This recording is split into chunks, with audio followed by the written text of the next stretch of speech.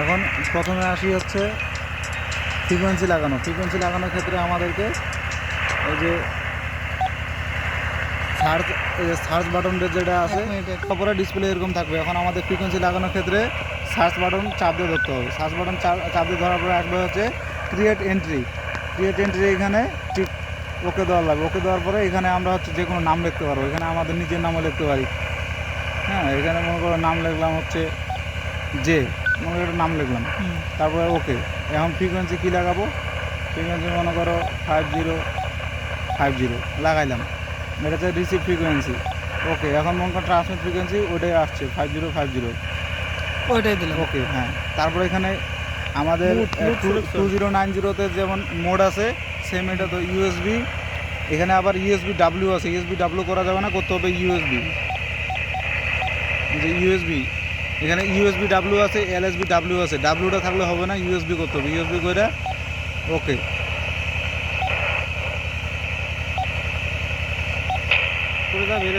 হ্যাঁ, তারপর কোরস দিয়ে বেরোয় আসতে হবে। শেষ। এই যে ফ্রিকোয়েন্সি লাগানো হয়ে গেল।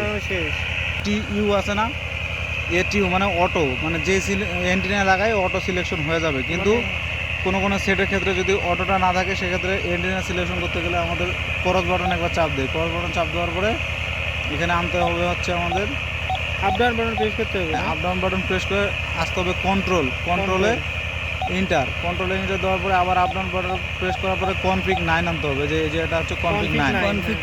কনফিগ 9 এ CF9। হ্যাঁ, CF9 এ ওকে করে CF9 বা কনফিগ 9। হ্যাঁ, তারপরে এখানে আমাদের এন্টিনা টাইপ, এই যে আবার আপ ডাউন বাটন প্রেস করে এন্টিনা টাইপ আনতে হবে নাকি? Auto type mode. এখানে আসার পরে এখানে যে ওকে বাটন চাপ দিয়ে ধরতে হবে। ওকে বাটন চাপ দিয়ে ধরার পরে আসার পরে এখানে অপশন আসে যে আমরা কি অপশনে সেটের এন্টিনা সিলেকশন করবো। এই যে এখন কি সিলেকশন করব? এখন আমরা সিলেকশন করবো যেটা অটো সিলেকশন রেখে ওকে। শেষ হয়ে গেছে। এখন ক্রস বাটন চাপ দিয়ে মানে ব্যাক আসবে। হ্যাঁ, শেষ। ব্যাক আসবে যে পর্যন্ত ব্যাক, মানে ফ্রিকোয়েন্সি এন্টিনা সিলেকশন যে পর্যন্ত করা ওই পর্যন্ত ব্যাক চলে আসবে। আবার কিছু সেটের ক্ষেত্রে আমরা হ্যান্ডসেট প্রেস করলে করার পরে এখানে হোপ লেখা উঠবে। যে 5 বাটন চাপ দিলে এই যে হোপ অন হয়ে গেছে, কিন্তু এখন কিন্তু যোগাযোগ হবে না। এরকম থাকলে যোগাযোগ হয় না।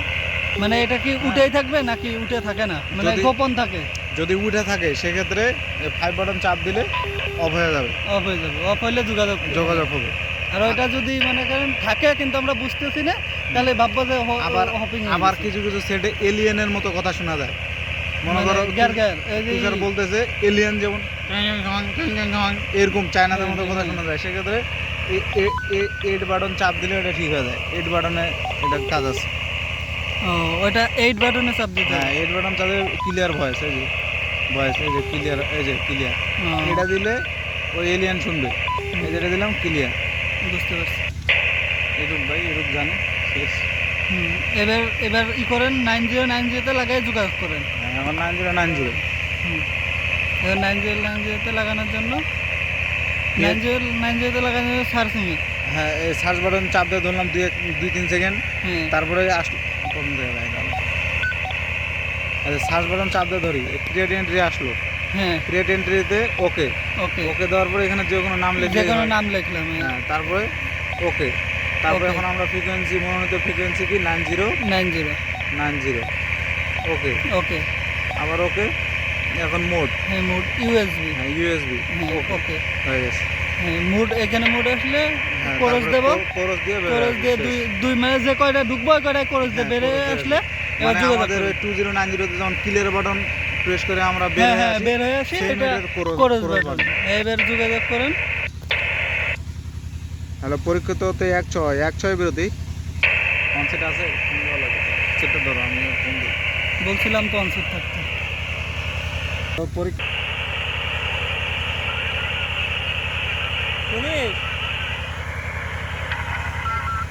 তুই ডাক।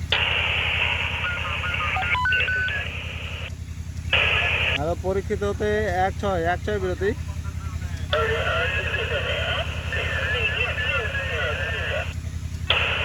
দাঁড়া তুই ডাক। শুনি না।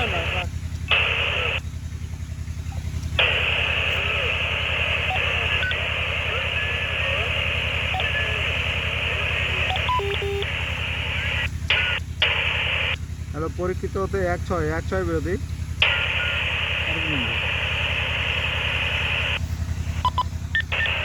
পরীক্ষিত হতে 1-6 কেমন শুনছেন বিরতি? 1-6 পরিষ্কার বিরতি। আপনি কেমন শুনছেন বিরতি? লাউড অ্যান্ড ক্লিয়ার বিরতি। 1-6 এখন কেমন হবো? ঠিক আছে।